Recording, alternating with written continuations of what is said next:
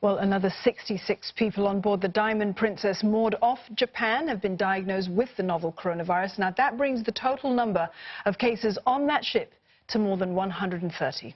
Well, it's been a week since the cruise liner was quarantined at the port of Yokohama after a former passenger was found to be infected with the virus. Authorities have tested nearly 300 of the 3,700 people on board and are considering whether to test all passengers and crew before they're allowed to leave.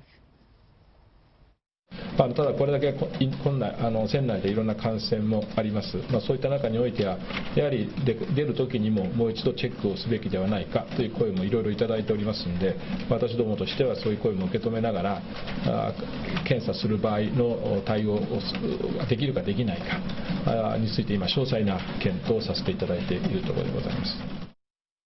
Passengers are on edge as the number of infections continues to rise. They've only been allowed on decks for brief periods to get some fresh air and have been told to keep a distance from each other.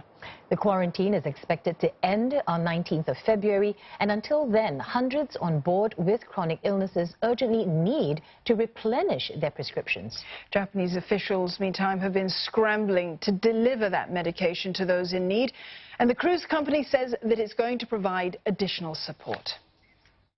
Our focus is very simple. The health and well-being of our guests and team on Diamond Princess is priority number one. The Japanese government and Princess have both supplied additional resources and more doctors and nurses who have now boarded the ship. Experts in mental health and pharmacy will also be joining shortly. These resources will supplement and support our onboard medical team who have been working around the clock.